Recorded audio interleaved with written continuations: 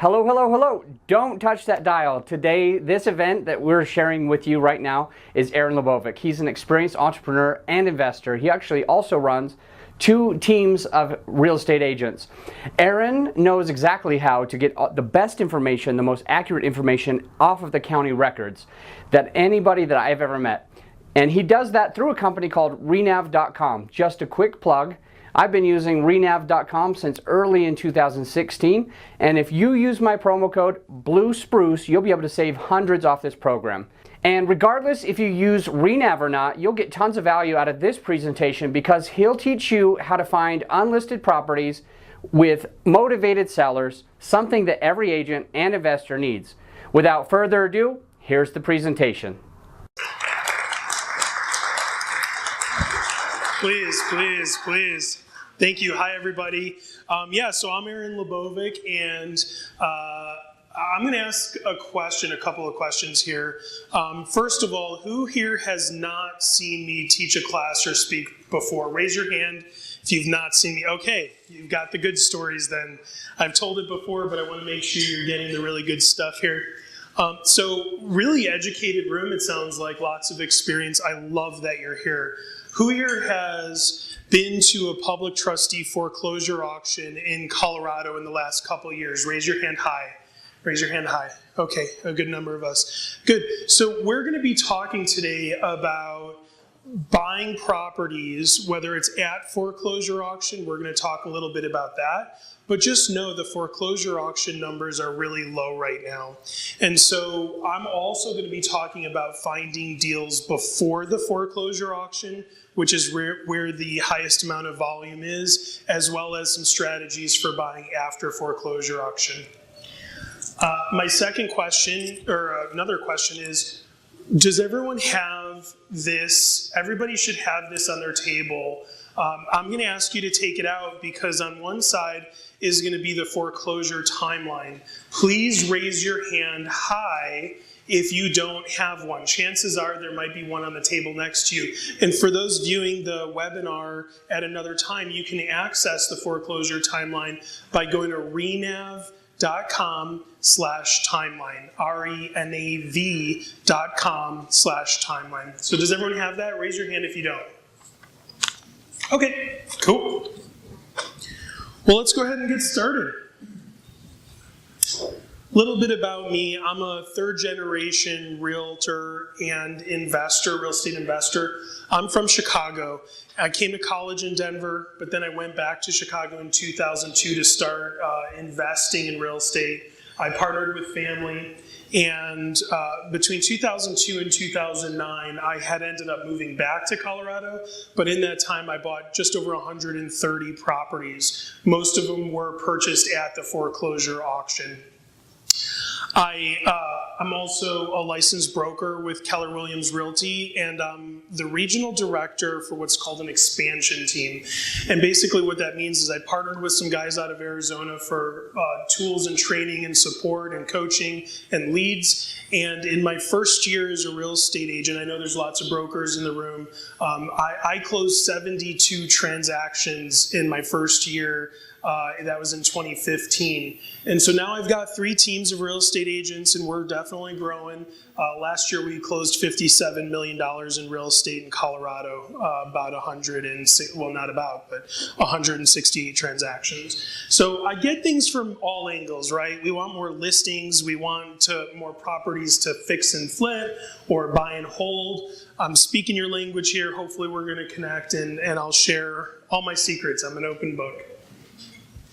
And I'm also co-owner of this company called renav.com.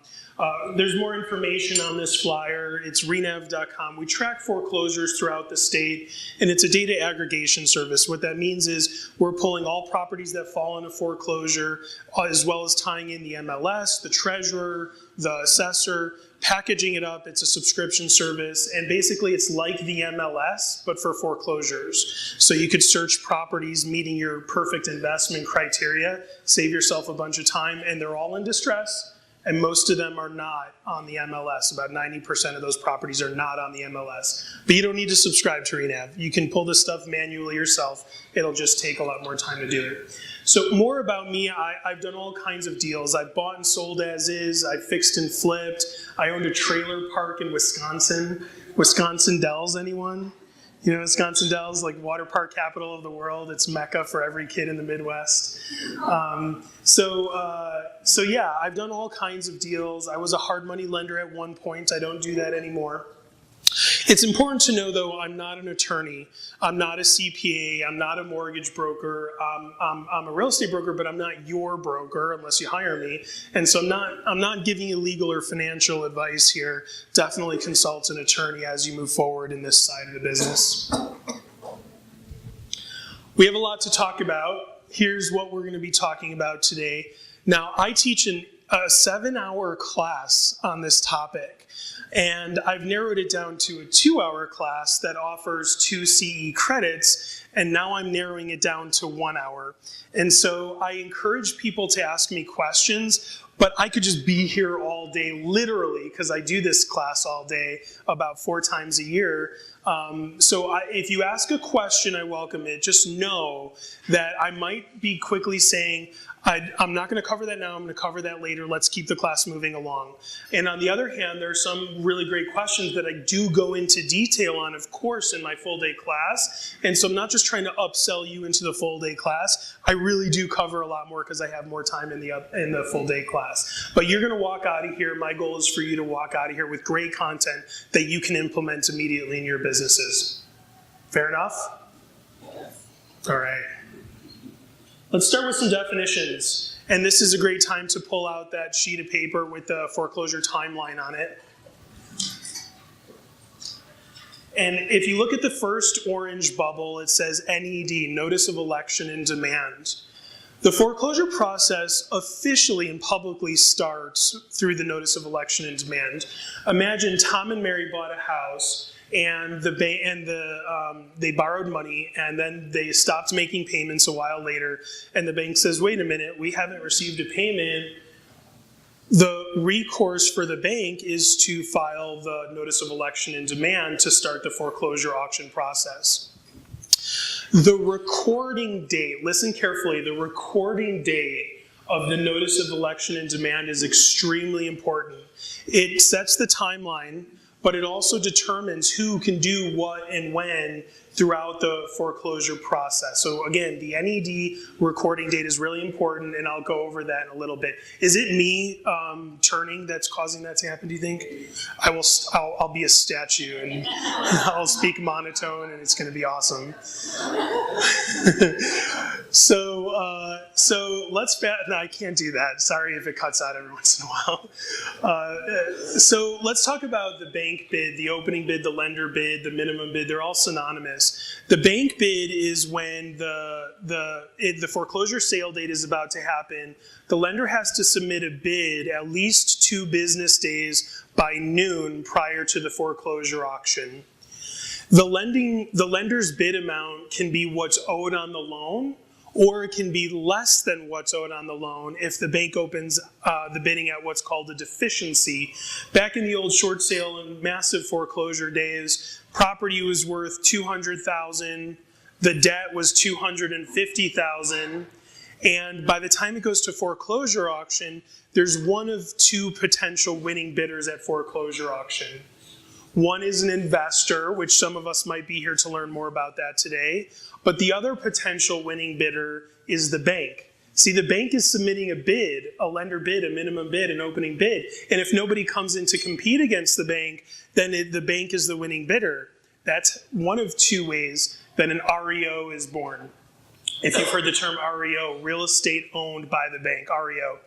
So the bank opening bid might be less than what's owed because the bank says, well, okay, the property's worth $200,000, we're owed $250,000. If we open up the bidding at $250,000, what we're owed, we're going to be the winning bidder. We don't want another REO on our books. Let's open up the bidding at less than what's owed, at $150,000, and whatever cash results from the sale will go to the bank that's foreclosing up to what they're owed. All right, we're just in definitions here, guys, and I'm going to go over the timeline. It'll even make more sense at that point if I've lost or bored anyone so far. So the next definition we're going to talk about is the certificate of purchase. So if you look at the second orange bubble on your handout or on your timeline, you'll see the public trustee auction. Now, when I got to Colorado, I had a conversation with the county. I said, hey, where are the foreclosure auctions held? And the person behind the desk said, do you mean the public trustee sale? And I said, no, the foreclosure auction. He said, then you mean the public trustee sale? And I'm like, are you not understanding me? Well, my fault. The public trustee sale is the foreclosure auction. Most consumer loans in Colorado, 99.9%, are deeds of trust. They're not mortgages. They're deeds of trust. And the deed of trust is a three-party instrument. One of obviously there's the borrower and the lender. The third party is the public trustee. And so a foreclosure auction is actually a public trustee sale. It's the public trustee at the county level that handles the foreclosures. So after a foreclosure takes place, regardless of who the winning bidder is, the certificate of purchase is recorded within 5 business days. The certificate of purchase shows who was the winning bidder, how much they paid, and I'm paraphrasing, but essentially subject to certain things happening or not happening, that winning bidder might get title to the property, but they also might not get title to the property. So I'm going to ask you all a question. For those who have been to a public trustee foreclosure auction, how much is the most you've seen a property go to sale for where investors might have been competing against each other and the highest bid amount that you saw was? 250 above the foreclosure auction. 250,000 above what the opening bid amount was. So in total, what would that be? What would that have been? What's the most you guys have seen a property go to sale for at auction in total? Do you remember what the opening bid amount was by any chance? No. You can make up a number too, nobody would know. 350, and it went 250 above. 600,000, thank you, I had to, the hamster was running. So 600,000, has anyone seen a property go to auction and bought by an investor for more than that? Yeah? 1.2 million, 1.2 million. I'm sorry? And it went for the price, no one bid against it. Oh, so it was the bank that was the winning bidder in that case. Oh, an investor. Single bidder. So they probably got it for either $1 or $50 over the bank bid. So $1.2 million. Thank you for clarifying that. $1.2 million. This is a cash business. People come to the foreclosure auctions with a cashier's check, or they have to have had a wire transfer into the public trustee's office before the auction even starts. They need 100% of those funds, typically that very same day. And so the property might have sold for $1.2 million, but the person who put up that amount in cash might not actually own the property ever. Okay, so we'll talk about that in just a little bit. More definitions. Let's bring this way back to some very, very basic information. Lien position. Tom and Mary bought a house in 2012, and they borrowed $200,000 from the bank to purchase it. And then later in 2012, they borrowed $10,000 more to do some repairs around the house, let's say. And then in 2015, they had some financial hardship. Maybe a credit card was defaulted on, and the bank got a judgment against them. And so the lien position is really important in this conversation. First in time, first in line, based on the recording date. First in time, first in line. So the January 2012 lien would be first, because that's when they bought the house. And then there's a second for 10 and a third for 20. A senior, a junior, a junior. And so knowing what lien position is in foreclosure is extremely important. Any lien position can foreclose. It could be a first, a second, a 12th lien. Any lien position can foreclose. And this is how it works. If you buy the first at foreclosure auction and the juniors don't exercise their redemption rights, I'll get into that in a little bit, but assume that it didn't happen. The winning bidder at auction, let's say they bought the first at auction for $200,000, just as an example. The two juniors get wiped off of title, and an investor doesn't need to worry about those. And the winning bidder will own the property. Now, let's say it's a second that's going to foreclosure auction, the $10,000 second. Same thing. The junior doesn't exercise the redemption right. The winning bidder gets the property for the $10,000 they bought the property for at auction. They can evict the occupant and clean the property out and fix it up and sell it. But they own the property subject to the senior lien still existing on title. That's very important to know that. And so, do you think anyone's ever gone to a foreclosure auction and bid at auction for $10,000 or a lot more money than $10,000, saying, yeah, I just bought this $170,000 house for $10,000, awesome. Well, they'd have to figure out something to pay off that $200,000 first in front of them in order to own the property free and clear. Okay, so knowing what lien position is going to foreclosure auction is extremely important. All right, now let's talk about redemption rights.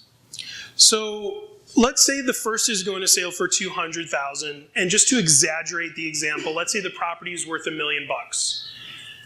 And the two junior liens for $10,000 and $20,000, let's say they're like, now wait a second. First went to auction, was bought at auction for $200,000. I could be wiped off of title and get nothing, but I don't want that to happen. I want to exercise my redemption rights. And what that means is, as long as the junior lien was originally made and recorded prior to the recording date of the NED, and it's still a valid lien, meaning money is still owed, then the junior lien has redemption rights. They can come in and redeem out the auction buyer by paying that auction buyer what they bought the property for at auction, plus certain statutorily allowed costs and expenses. And it's the final junior lien that redeems. They're going to be the ones that end up getting title to the property.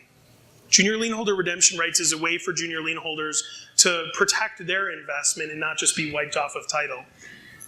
But it's usually not Apollo Credit Union that's coming up with the amount of money necessary to redeem out the liens in front of them. It's usually one of us. It's usually an investor that goes and buys the junior lien for its redemption rights. Okay? You with me on that? Sort of, kind of? All right. Well, and by the way, this class only covers public trustee foreclosures, which means it's a deed of trust. It's a consumer loan that we typically call mortgage. It's a deed of trust that's foreclosing. There is another type of foreclosure auction called a foreclosure auction. It's a judicial foreclosure auction. So for other lien types like HOA liens, judgments, mechanics liens, those can foreclose also, but it's not going to be through the public trustee foreclosure process. It's going to be a sheriff's sale. It's going to be through the judicial foreclosure process, meaning you've got the creditor, the debtor, and the judge who's basically processing the process. All right, so now all the information, if I lost anyone, it should start coming together on the timeline. And this is what you'll find, and you can all write this down too if you want. It's renav.com/timeline. And by the way, people usually just even cut this piece and put it on their bulletin board behind their desk just as a quick reference. You could do that with that too, a full page. I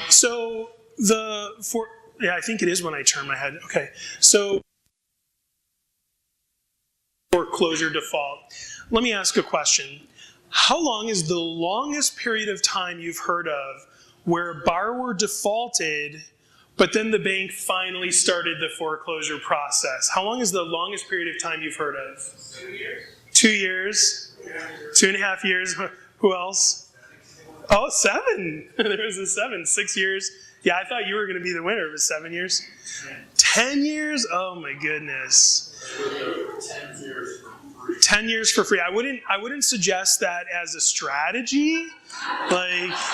Don't just stop making your mortgage payment, but 10 years. So the foreclosure default, between the default and the sale, the NED being filed, it's up to the bank.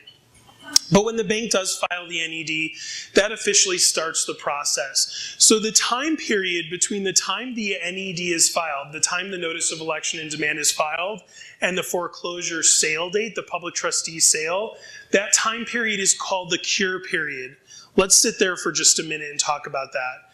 The cure period is designed to give enough time to the distressed owner of the property to make the decision to work with you.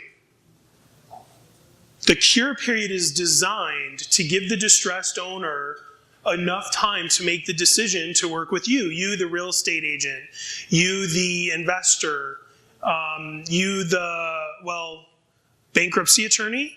So it's giving the owner time to exercise their rights to stop the foreclosure from taking place.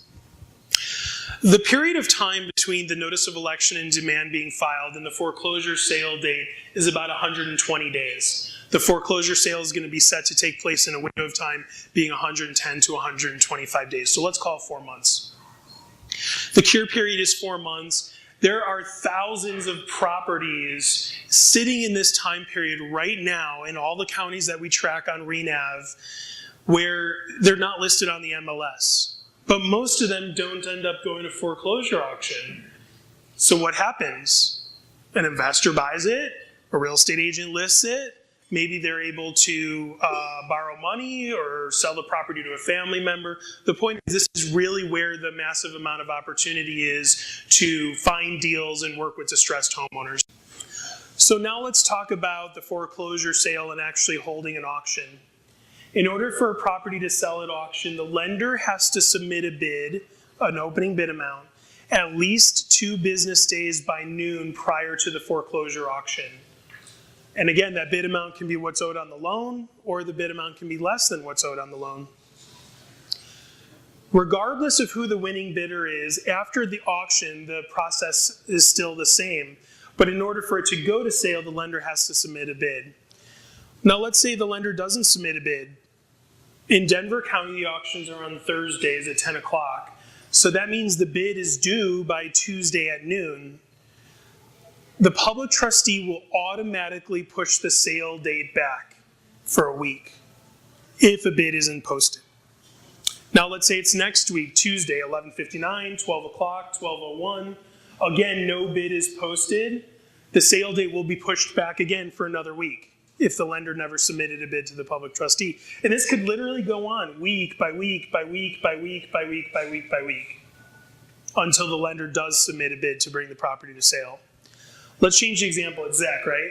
So Zach is working with a distressed homeowner saying, hey, I'm going to buy the property from you. Are you a broker too or an investor? Former broker. Former broker, recovering broker, investor. So let's say Zach is working with the distressed homeowner. Let me buy the property from you. And it's under contract and it's set to close in 30 days. And the foreclosure auction sale date is in 15 days. So all my brokers, listen up. If you take a listing and the property ends up going to foreclosure auction before you can close, you just lost all that time and marketing expense. It's dead, okay? So Zach gets an authorization letter from the distressed owner, contacts the bank and says, look, can you push the sale date back for a month so we can get this property closed? And the bank could choose to say yes, because typically it's in the bank's interest not to foreclose, but rather to allow a sale outside of the auction to take place. And so the bank says, sure, we'll give you 30 days. And then Zach's financing source fell through, but he's still qualified for a hard money loan. And so he goes to Susan with Merchant's Mortgage. Susan's like, yeah, we could close this in 2 weeks, no problem. And so, but Zach needs more time because the foreclosure sale is coming up. And so Zach can contact the bank and get another extension for another month if he wanted to, if the bank will allow it. The point of this example is whether it's week by week by week by week by week that the sale gets pushed back, or it's in a month increment and another 2 months after that, the foreclosure sale date has to take place within 1 year from the original scheduled sale date. If the foreclosure doesn't take place, the file will be withdrawn, and if the bank wants to foreclose again, they got to start the process over. There's one exception to that. There's like almost always one exception to everything. The one exception to that is in the case of a bankruptcy. Imagine that 1 year being a clock, and a bankruptcy is filed before the sale takes place. The clock freezes. The clock stops. And then 6 years after, the stay is lifted in the bankruptcy case, the lender has the same amount of time that they had when that clock froze to continue and actually hold the auction, hold the sale, okay? So you guys are not asking me any questions, and I'm good with that, but do hold off any questions in case something is burning until after I'm done with the slide. So the foreclosure sale, in order for it to take place, the lender has to submit a bid at least 2 business days by noon prior to the sale. Let's say they do that. Let's say they submit a bid. What happens after is the same process, whether it's the lender that was the winning bidder or an investor. So within 5 business days, a certificate of purchase is recorded. And about 19 business days after the auction, assuming there's no junior liens that file a redemption document, then the confirmation deed will be issued. That's the deed type that results from a foreclosure auction. It's called a confirmation deed. Now, let's change the example and say there are junior liens. The first, just as an example, the first is owed and goes to auction for $100,000. It gets bought at auction for $100,000. And let's say there's a $50,000 second and a $25,000 third. The way the timeline reads is a little funky, but just know it's technically accurate. What it's saying is the first lien junior to the foreclosing lien position who filed this document called a notice of intent to redeem, they have to file that within 8 business days following the auction. The first lien junior, based on recording date, that filed an intent to redeem is first in line to redeem out the auction buyer. And so let's say there's the $50,000 second and the $25,000 third. Both of them, all junior liens, have to file a notice of intent to redeem within 8 business days following the auction. And what happens is the public trustee will collect them, say, okay, that lien is a second, this lien is a third, so this lien is first in line to redeem out the auction buyer. And what happens is it's within 15 to 19 business days following the auction that the second who filed an intent to redeem comes in and redeems out the first for the $100,000 that they bought the property for at auction, plus certain statutorily allowed costs and expenses.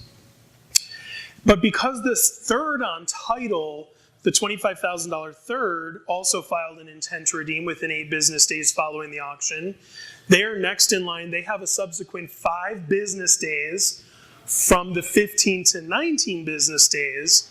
So this is basically day 20 through 24 after the auction to come in and redeem out the second for the $50,000 that they're owed to pay them off in full, plus the $100,000 that was paid to the auction buyer. And since this is the final lien that redeems, they're the ones that are going to get the confirmation deed. So in that example earlier, the property that was bought by an investor for $1.2 million, he had no competition at auction. There might have been a junior lien holder that came in after the auction and redeemed out the auction buyer. There might not have been, but there might have been. So what we see at auction take place isn't necessarily the end all of what actually happens. Okay? So in here, it's story time. So there was a property, this was a while ago, there was a property, a theater on Santa Fe in Denver, I think the address is 1124 Santa Fe, it was north. So 1124 Santa Fe in Denver. It was a live operating theater. And the first was going to auction for $235,000. And there was a second on title for $96,000 and a third little judgment for $3,000. I went to the auction prepared to buy the property at sale, the $235,000 first that was going to auction, but I ended up not doing that because this guy told me, Aaron, don't compete against me. He was the only other investor that was there to bid against me, and he's like, don't bid against me. You don't want to do this. So I'm from Chicago, and I've literally dealt with some of the stuff you see on the news. And that's actually part of the reason I had to get out of Chicago. The corruption and the mafia and all the crap, I didn't even want to deal with it. It's not even worth it. But that being said, I come to Colorado and no guy's going to tell me not to bid on something because I shouldn't bid against him. But he gave me a compelling reason why not to compete against him. So I let him have it for the $235,001. And I end up confirming who owns the second, who owns the third. I connect with the second and I say, hey, you're owed 96. Would you take 30,000? Because your choices are redeem out the auction buyer for 235, which means you have to free up a lot of money in a very short period of time and take ownership, possibly take ownership of this property. Do you want to do that, lender? No, most lenders don't. Or option B is to be wiped off of title and get nothing. So let me be option C. I'll buy an assignment of your lien. I'll buy your lien from you, but I'll pay $30,000. And she said, well, we already have another offer on the table and it's for more than that. Can you increase your offer? And I said, would you take $60,000? And she said, how soon can you be here with a cashier's check?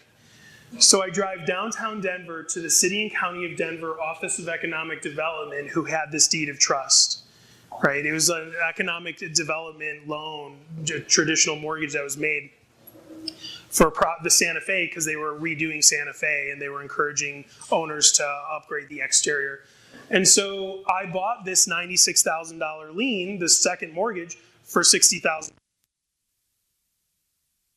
to redeem.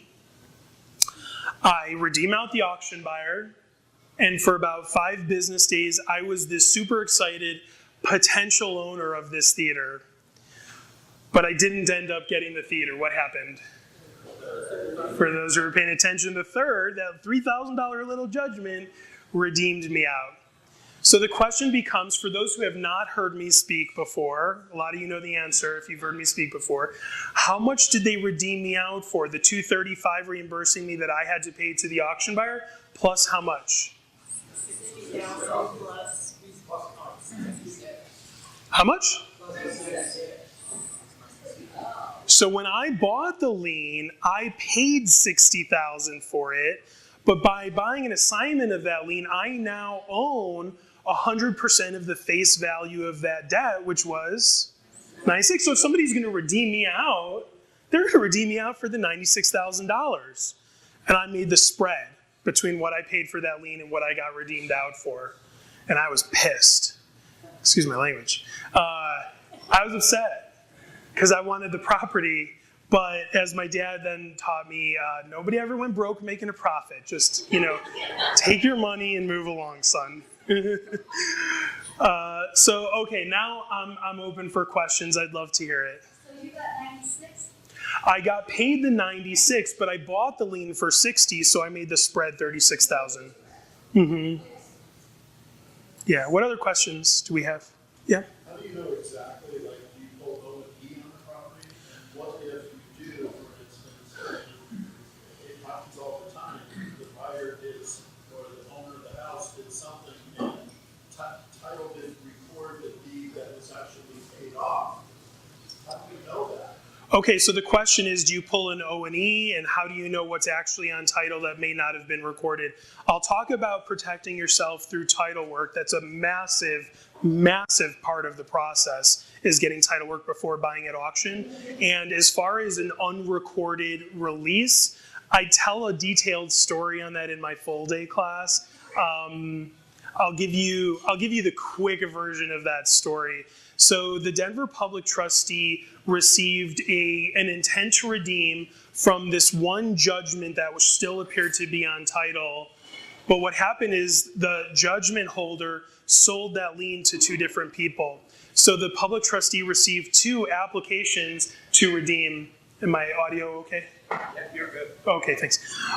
So the public trustees received 2 intents to redeem on this one judgment that wanted to redeem. And so these guys were fighting, no, I own the lien, no, I own the lien. And it appeared on title that there was still this outstanding judgment that was still a valid lien.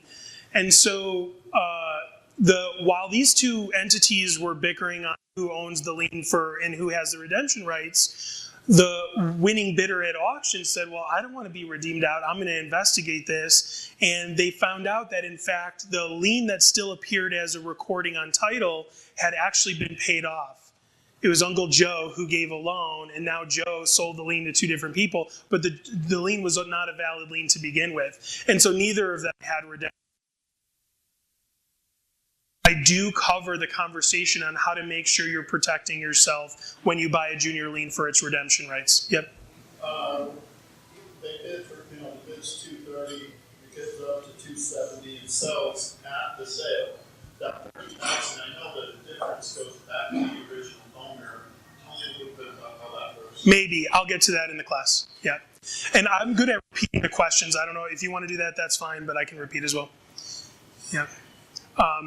But if I'm not going to cover something, I'm not going to repeat the question. If I'm going to cover it later, I'm not going to repeat it. Yep. So the final person in that third position, they paid the full amount for that. Okay, so they paid the 235 plus the 96 and the 3,000 they had into it, whatever that math adds up to. Yeah. Any other questions? For that third question, so I'll hand this out. Okay. So it's easier for everybody to hear. Oh, you got it. No problem. Yeah. Raise your hand. I'll come over to you. Question? Raise your hand if you have a question. And let's wait until he gets there with the mic. I ran track in high school. So, kind of random question, but how much equity was in that property when you went? So, good question. The amount of equity in that property, it was worth about $500,000. There's one question I'm waiting for, and somebody's got to ask it. Otherwise, I've just got to, move on.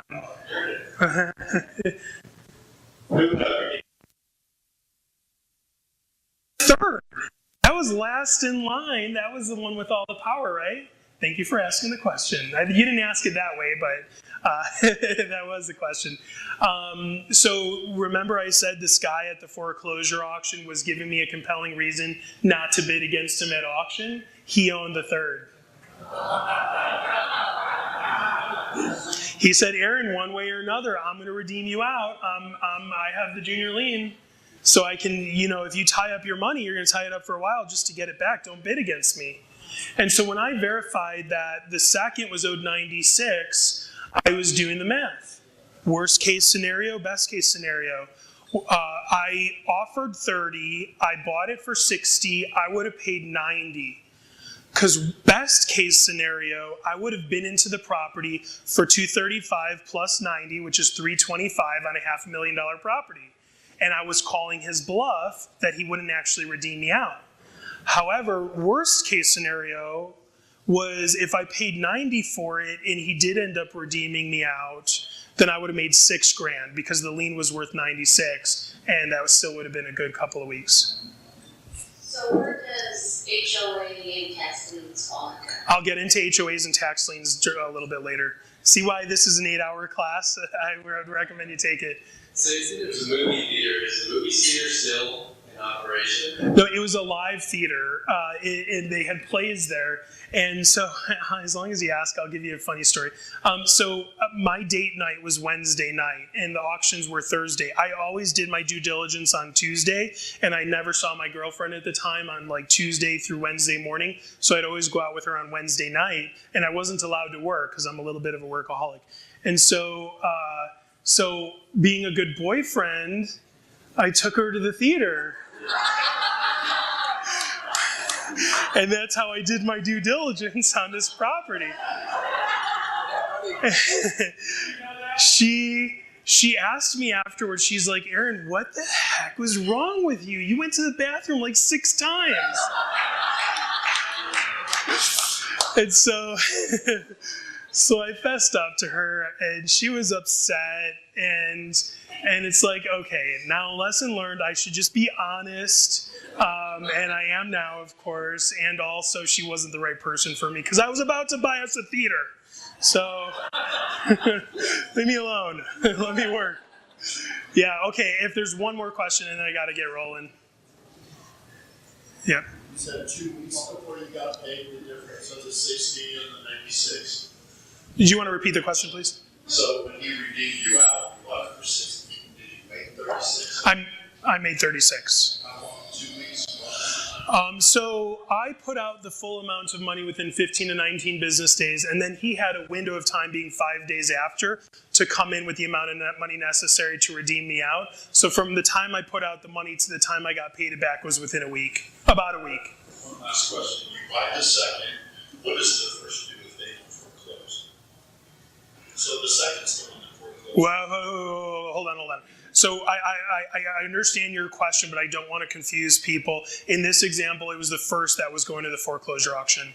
Yeah, I'll talk about junior liens and buying them for redemption rights in a little bit, but I almost have to like stand on different sides of the room when we talk about those two different things. Okay. All right, let's move on. So resources, how do we find out what's going to auction and when and how much, or what falls into default? And so I'm going to be talking about buying at foreclosure auctions, but I want you to put a frame of mind using the same search criteria for properties that are actively in foreclosure. And I'll actually describe and talk about that a little bit. All right, so how do I find out what's going to sale and when? The county public trustee website, if they've graduated from the Stone Age, they have a website and it's available for free. Some counties actually in Colorado, they're 64. Some counties actually aren't online yet. So most counties, though, you can access the data online for free. And then there's data providers like Renav, where what the county auction website provides is the address, the amount owed on the loan that's in foreclosure, the sale date, and the owner's name. Like that's kind of the most valuable pieces of what's available for free. And what Renav does is we tie in the assessor, the treasurer, the MLS. And so on our site, you could do a search. Show me only single family houses in this neighborhood, this zip code, this city that have at least 3 bedrooms, at least 2 bathrooms, and the sale date is coming up in 30 to 60 days. So the homeowner's head comes out of the sand and now they actually have to make a decision on what they want to do. It's kind of like an MLS search for more detailed criteria. So as far as foreclosure auction bids, the county public trustee website, of course, has that as well. And what Renav does is we'll track the bids when they come out, and we'll send our customers an email letting them know, hey, the bids are up, come and get them. It's all about saving time. Well, let's talk. I did this search January 22nd, this window of time being January 22nd through January 29th. So a 1-week snapshot in January of this year to see what properties have fallen into foreclosure just in that 7 days. Because if you told people you were coming to a foreclosure class today, you might get some looks like, are there any foreclosures anymore? What are you doing? So thank you guys for coming, otherwise this would be long. Also, I have a tendency when everybody's running this way, I want to run this way. And so let's see if there's some deals to be had that maybe, the thousands and millions of people outside of this room are just oblivious to. I did this search in the 7 Denver metro area counties, properties that have fallen in foreclosure in one 7-day period, and there were 53. You think that's enough leads every week? Yeah, I think so too.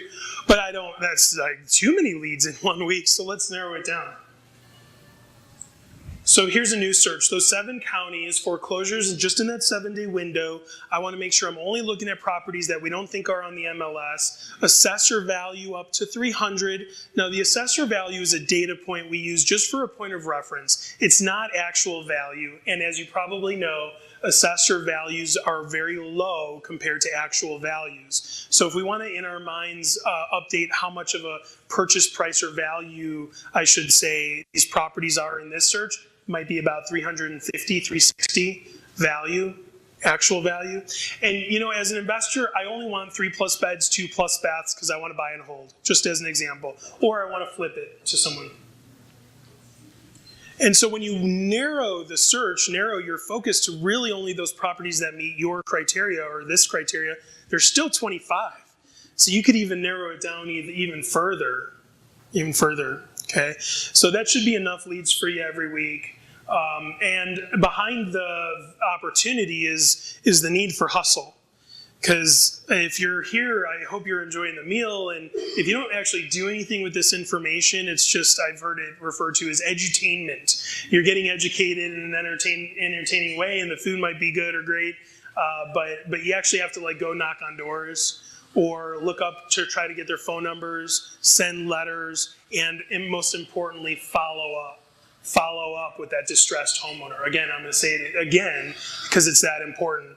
Follow up with that distressed homeowner. You knock on the door one time, they're going to say, no, I've got a modification going on, or my cousin Tommy's going to buy the property and we're all good. But a lot of times people end up, things fall through, and you may not be their plan A or plan B, but let's at least keep my information on your refrigerator as a plan C. So if it's 20 days before the auction, you're sitting at the kitchen table and Tommy fell through and the modification fell through, I'm going to put my phone number, my business card right here. I want you to think of me and call me, as you're talking to the person, if you can get inside. Okay, so let's go into a little more detail. Now, obviously, I'm showing off Renav and how awesome it is as a subscriber, but you could also pull this information for yourself for free. You don't even need to subscribe. It's just going to be time-consuming to pull it all together. Yes, question? There he is. Just really quick, does it pull Southern Colorado, Walsenburg, New Mexico border? We go down to, I believe, Pueblo is the furthest south we go. Yeah, and up to Larimer and Weld. We cover, of the population of the state, we cover 95% of the population of the state. But it's only like 20-something counties out of the 64 that exist. Yeah. Thanks for asking. So I'm going to start out at you'll see the assessor tab, a green tab at the top is darkened. I'm just going to show you some information that we carry. Jason owns the property. He bought it for $233,000. I'm trying not to move too much. He bought it in 2002. The foreclosure sale date is scheduled for May of this year. It's a 5-bedroom, 3-bath, 2,200 square foot house built in 76. It's got a garage, it's got a basement. And so we're narrowing down the information to see, does this look like a good investment opportunity? And especially if you're going to try to call or knock on the door or send a letter, the more specific to the person you can make it, the more attention it'll grab. So many people just blatantly send out letters to everyone, and you could tell it's a template that's not really customized for them. So even if in that template, because we have an export feature with including all the information on here, beds, baths, square feet, all that stuff, and if you said, hi, whatever his name was, what is it? Jason, hi Jason, I'm an investor, and I happen to really be interested in the zip code 80128. And I have buyers looking for at least 5 bedrooms, or at least 4 bedrooms, at least 2-bathroom houses, and yours came up, I'm really interested. You can import that information into your letter. Just try to customize it rather than, hey, I help people in foreclosure. My suggestion. All right, so here we have the lender that's foreclosing, the information about the foreclosure auction, when and where it is, and the owner's address on Portland, which is the same as the address that's in foreclosure. That gives you a hint of, if I knock on this door, might it be might it be tenant occupied or owner occupied? And this is based on the tax bills. The tax bill address where the tax bills go will show up right here. More information. Let me be clear. Do not rely on Renav for official title information. We pull all deeds of trust, the history of deeds of trust on the property, which means it goes back for many, many years, and even sometimes many, many owners, and we look at the last few deeds of trust and what might be on title, what we think might still exist on title, and we list them right here. So in this case, there's 3.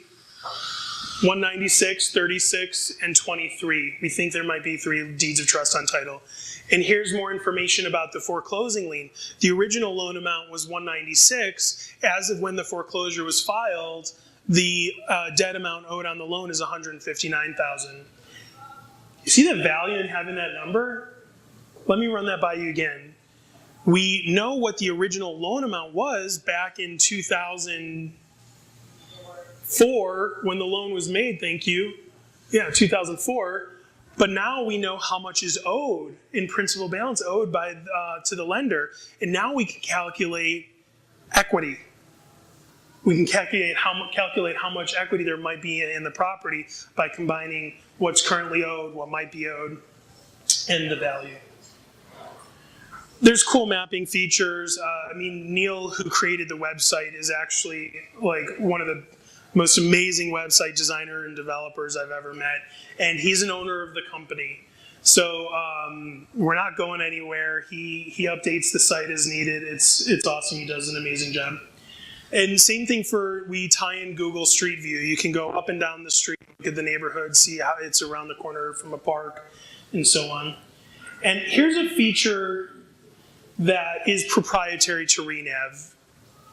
It would be valuable for somebody that has an intention of buying the property at auction, or they have an investor, they're looking for investors in an area to sell a property to that might be a meth house. And you need an investor that doesn't mind buying properties because they see the opportunity in that, which there's an amazing opportunity in that, because it can be remediated and disclosed, and people still buy these houses. So here's the list of properties similar to one of them that was about to go to auction, where you could see who's investing in the area, buying at foreclosure auction, how much are they paying. So this investor list, TK Lightfoot, JDI Homes, that's who I'd be calling if you had a property you wanted to sell to flip to an investor. These are people that buy quickly, as is, no contingencies, cash, 2 days notice, they're in and they're buying, right? And if you say, let me invite you in and give you, disclose what I know, that's like a dream for investors that are buying at foreclosure auctions. Now, again, the value information, we use assessor information. So when we built the site, the assessor was actually kind of close to value. Now it's way low. So these investors probably are not losing money. It's just the data points that we have. And then we have a comping tool. Even if you don't want to subscribe to Renav and chase foreclosures, if you're an investor and don't have access to the MLS, listen carefully.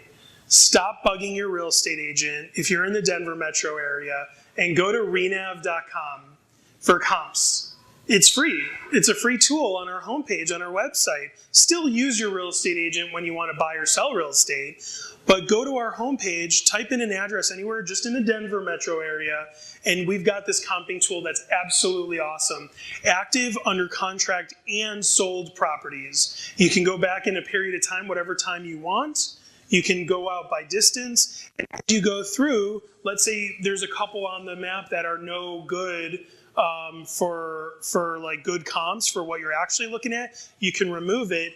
And as you update the site, it tallies and averages the average general price. You can't really see it here, but there's a price, an average price for your results. You're pulling that from the MLS? Directly from the MLS, from RE Colorado.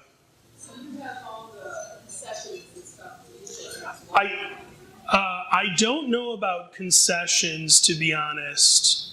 I don't know. It's probably whatever's going to be public record. So on a front-facing IDX site, it's as good as anybody's IDX site. The only addition we have is that we also carry closings as well, which some people do, some people don't.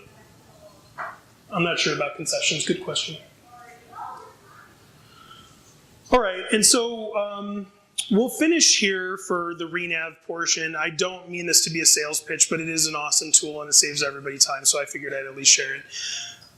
As you're going through, and let's say you look at the property and you think you could turn around and sell it for $425. So you type in $425 and you think it needs $20,000 worth of rehab and you need to profit $50,000 in order to even make it worth your while to invest in this property. And it's going to cost you about 1% in concessions, right? So you want to adjust for that. And then 6% to list it through a realtor and sell it. It'll cost you. And then I'm going to put in a $10,000 cushion for surprises or for loan costs, money costs. And I click save and update, and the system tells me, Aaron, the most you should pay for this property is $315,000 in order to make the $50,000 you're looking to accomplish. Okay, so it's a quick and down and dirty tool to see how much should I be paying for this property. And the conversation becomes much easier because if you go to this print PDF It prints out all the information I just showed you and your notes and your values. And so you can talk intelligently to a distressed homeowner, say, well, based on this, you owe this amount, is that true? How'd you like to make $100,000 today? I could buy it for $315,000. You can actually have that intelligent conversation and get their attention. Okay, we do have a new feature, and it's liens, lien search. Right now, we're starting out by launching just in the Denver metro area.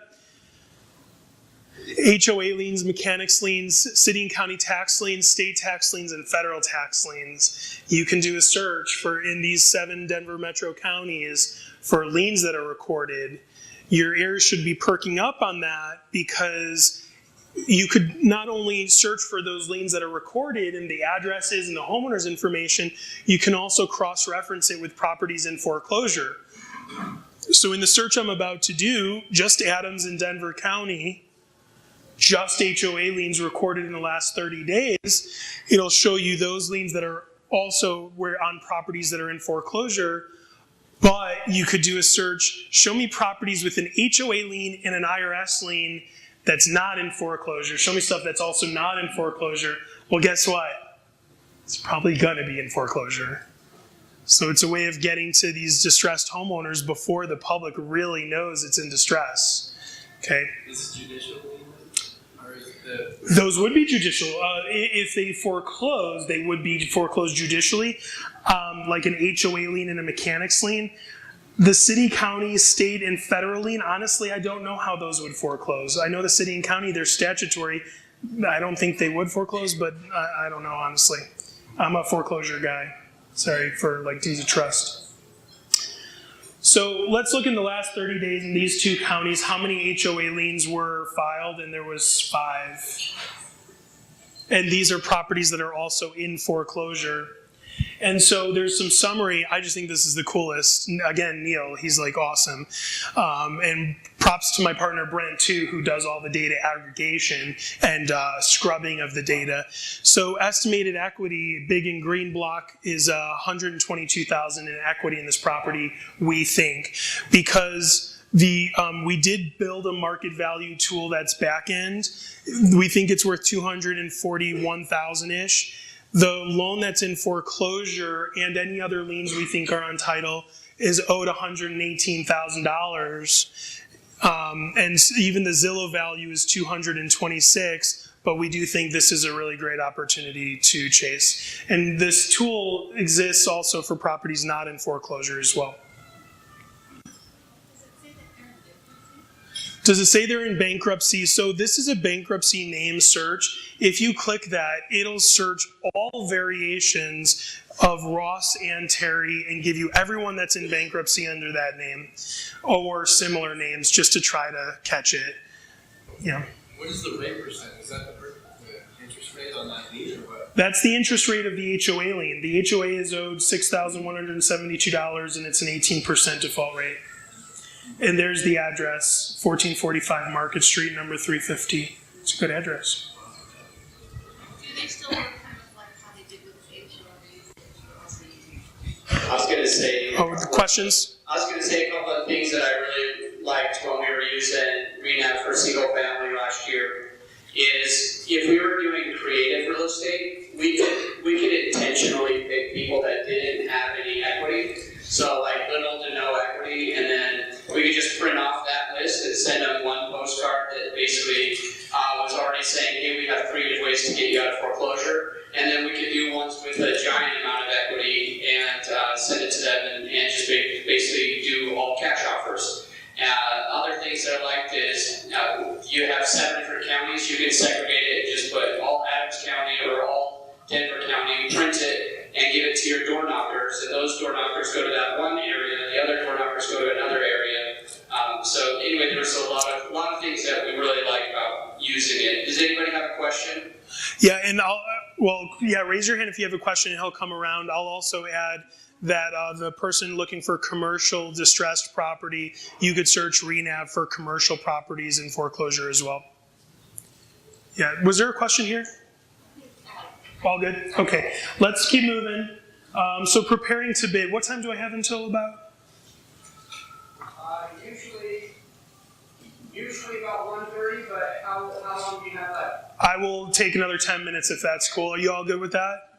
All right, I'm going to fly through here. So let's try to hold questions, and I'll stay till the end. So foreclosure auctions are held weekly. The lender submits a bid. We talked about that. The public trustee makes the bids available online. Also, RENAV tracks that information and will automatically email you rather than you having to sit on the website and click refresh every 2 seconds. So here's an example of what our search looks like for properties that are going to actual foreclosure auction.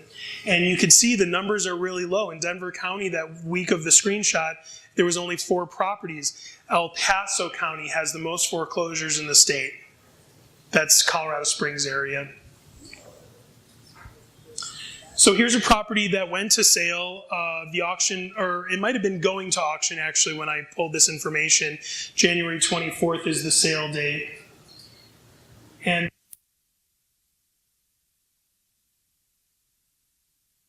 it's just, data point. The Zillow value is $2,061,000. And the opening bid amount, it looks like it went to sale. The opening bid amount was $800,000 for $1.376 million. And the Zillow value is $2 million. It sold January 24th this year. All right, so bidding at auction. We talked about that first one. I'm just going to talk about Denver County a little bit.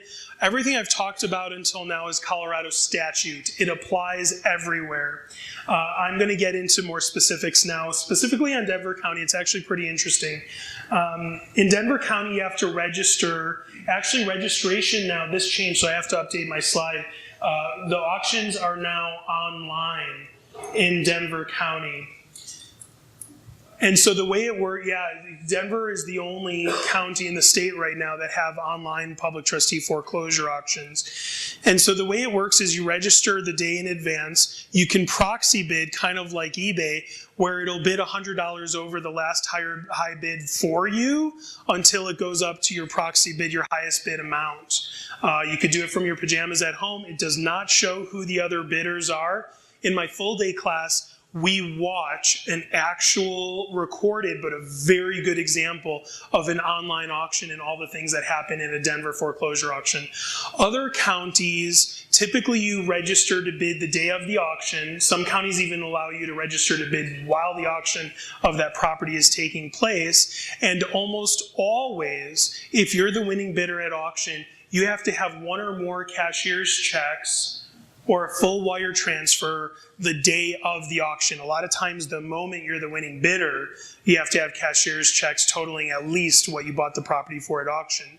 So a common question I get for auctions is, well, how much do I know? How do I know how much to bring in if I don't know what I'm going to end up winning it for? And so what most people do is they bring in a handful of cashier's checks, like the opening bid amount plus $1 or $50 depending on the county, and then a bunch of more $5,000 cashier's checks. And you just hand over what you need to. Any overpayment, you're typically going to get back within a week. And then for any unused checks, you could redeposit it back into your account. Every county is slightly different. So I'm going to ask you to go to your county website that you're most interested in. So for example, you would type in Adams County Foreclosure Auction or Adams County Public Trustee. Go to their website. Most websites are so chock full of really good information. Where the auctions are held, what time, and the bidding rules. Like you can register in advance, or you have to register this way, or you have to bring in this amount of money over the opening bid amount in order to win it, and so on. Okay, so now let's talk about the proceeds from the sale. This was a question earlier that was asked. So first in line for receiving the cash that results from the sale, because an investor bought it, first in line is the lender that foreclosed. And they're entitled up to what they're owed, not a penny more. And so the question is, what happens to the excess proceeds, those surplus funds? First in line for those surplus funds, if they file a document, hey, I'm here, give me that money, first in line is junior liens for up to what they're owed. And it goes in order of there's lien seniority. So if there's a second on title that's owed $5,000 and within 8 business days they file a document with the public trustee called a notice of intent to redeem, it's the same document as if they did want to redeem out the auction buyer, but in this case they just want the money that resulted from the surplus, the excess proceeds, surplus funds. They fill out that form, they send it in, and they get a check from the public trustee for up to what they're owed if there's enough excess proceeds to account for it. So now let's say there's even more money, there's no other junior liens in line, then what's left over goes to the former homeowner. Okay? How long before they get that? How long before they get that? It's once the sale is completed and all the redemption rights are had, the public trustee will issue those funds. It shouldn't take long. I suppose it would depend on the public trustee. The question was how long until they get that money. Risks of buying at the auction. There could be title problems. You might have to do a full-blown eviction. There's no obligation of the occupant to let you in to do an appraisal or an inspection. Here's a short list of the things you have to pay for as an auction buyer that normally a title company would take care of for us.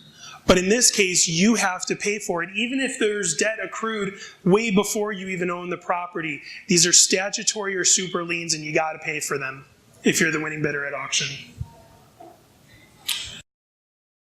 Where is, how is, period. For better or worse, it could be a meth house, it could be structural damage, it could be, sewer pipes are broken, it could be anything. Theoretically, that's why auction buyers should be getting the best deals available, because the amount of risk and the fact that it's a cash business. Sometimes I see what people buy properties at auction for. I'm like, I don't get that, but okay, it happens. So don't overpay, obviously. Let's talk about IRS and tax liens. So junior liens have a redemption right of 8 business days following the auction to file the document. The IRS is special, and they have special redemption rights. They have actually up until 120 days after the sale date to redeem out the auction buyer. And other federal liens actually have 1 year. So criminal restitution liens, SBA loans, EPA liens, they have a 1-year redemption right. Imagine, you go and buy a property at auction, it has a federal lien on it, you don't know if you own it or not for a year to see if a federal lien comes and redeems you out or not. So I just share that with you to say, don't be afraid of buying it, just know that if you buy it, you're going to be holding on to that property. Or you can contact that federal institution or the IRS and ask for a release, but you might, I've seen this before, you might be waking a sleeping giant that might say, oh, maybe we should redeem you out. Let's try to do something with this. Yep. That was the question. Oh, good. Can you just buy them out? So the question is, can you just buy them out? And the answer is yes. So that sleeping giant just wants the money. They might say, well, tell you what, we're owed $20,000, pay us $2,000, and we'll give you a release. And I've also seen, well, we're owed $20,000, pay us $20,000, and we'll release our redemption rights. And you could just make an educated decision based on that. Properties that are being sold in the insurance, is that already gone through that process? The question is, if properties sell at a sheriff's auction, does it already go through the process? I don't really get involved in the sheriff auction. I just know that the laws and timeline are very similar to the public trustee sale, so I don't know the answer to that question. Properties, again, last year 316 properties were bought by investors in El Paso County of the 408 that went to sale. And then if you're interested in RENAV, the deal is actually to really pay attention to is, of course, on this sheet. Instead of it being $50 a month for the first county, it's just $19 a month if you use the code Blue Spruce, care of Adam, getting you guys a discount. So it's $19 a month, and that's not a teaser rate. And you can even do a free trial and get a tutorial and watch video demos. There's no credit card necessary to trial for 7 days. We don't auto-subscribe you. I hate it when people do that to me, and I wouldn't do that to you.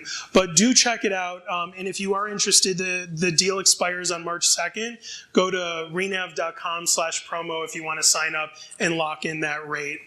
To add additional counties, second county is $25 a month. Each additional county after that is $10 a month. And then if you want the pre-sale bid alerts, meaning a property is scheduled for sale, we know what the auction bid amount is, we email you right away. That's an additional small cost as an add-on charge as well. Now, as far as there's free tutorials. If you go to renav.com/demos, you can actually learn how to use the site for free anytime. Now, the full day class, obviously I've got the sign up by the time I leave today and you're going to save a crap ton of money, and it's actually true. A lot of people do go to the website and pay $300 to take my full day class. I only teach it a couple times a year and it usually fills up. So the next one is coming up on April 19th. I bring everyone to Maggiano's downtown Denver. It includes lunch, it includes materials, and brokers get 7 continuing education credits. It's normally $300, but or $200 per person if you sign up in a group of 2 or more. If you're interested in coming to that class, I always get a couple of people, so I'll just give you $100 off if you're coming as an individual person. It's just the $200, but please hand it to me today so I can give it to my team and we'll get you entered and we'll give you an email receipt. So that was a little over 10 minutes. Please forgive me for that. But thank you guys so much for coming, and I'll be happy to stick around if you have any questions. Thank you. Thanks, everybody.